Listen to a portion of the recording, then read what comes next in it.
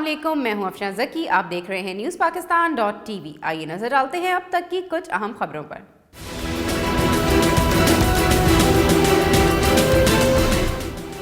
Justice Gulzar Ahmed نے chief justice of Pakistan کے عہدے کا حلف اٹھا لیا۔ وزیر اعظم عمران خان آرمی چیف سمیت مسلح افواج کے سربراہان کی نئے چیف جسٹس سے ملاقات۔ وزیر اعظم اور مسلح افواج کے سربراہان کی نئے چیف جسٹس کو عہدہ سنبھالنے پر مبارکباد۔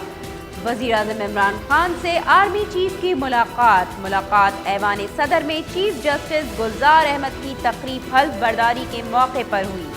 ملاقات میں ملک کی سیکیورٹی صورتحال پر تبادلہ خیال کیا گیا۔ مریم نواز کا نام ECL سے نکالنے کے لیے دائر درخواست لاہور ہائی کورٹ میں سماعت کے لیے مقرر۔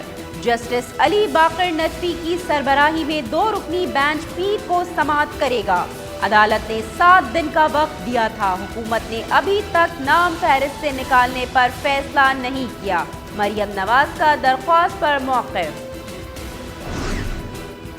شیخ رشید نے تمام سیاستدانوں کو GHQ کے گیٹ نمبر 4 کی پیداوار قرار دے دیا۔ کہا اب وہ فوج نہیں رہی، فوج جمہوریت کو لازم و منظوم سمجھتی ہے۔ عمران خان کو نواز شریف کے باہر جانے کا دکھ رہے گا۔ بلاول نے پلی بارگین نہ کیا تو مریم نواز کی طرح سیاست سے آؤٹ ہو جائیں گے۔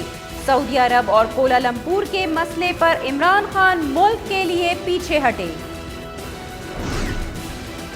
سعودی عرب کی پاکستان کو کوالالمپور سمٹ میں شرکت سے روکنے کی دھمکیوں کی تردید۔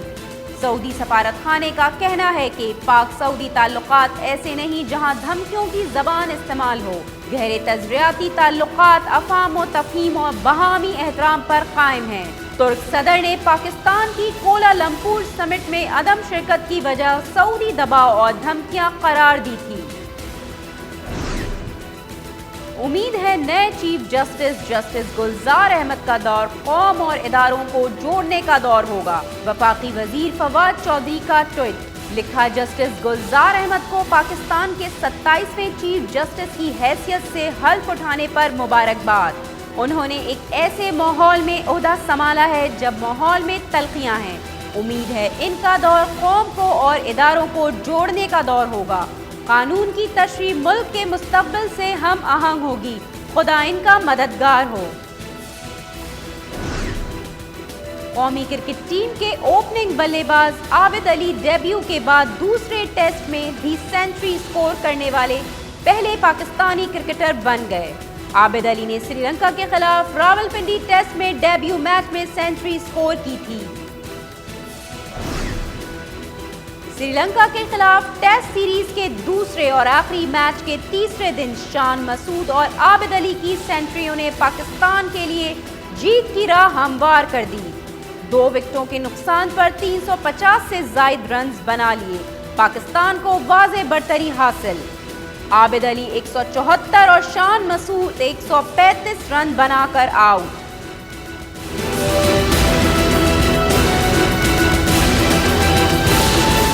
اب تک کے لیے اتنا ہی۔ مزید خبروں اور اپڈیٹس کے لیے وزٹ کیجیے ہماری ویب سائٹ newspakistan.tv۔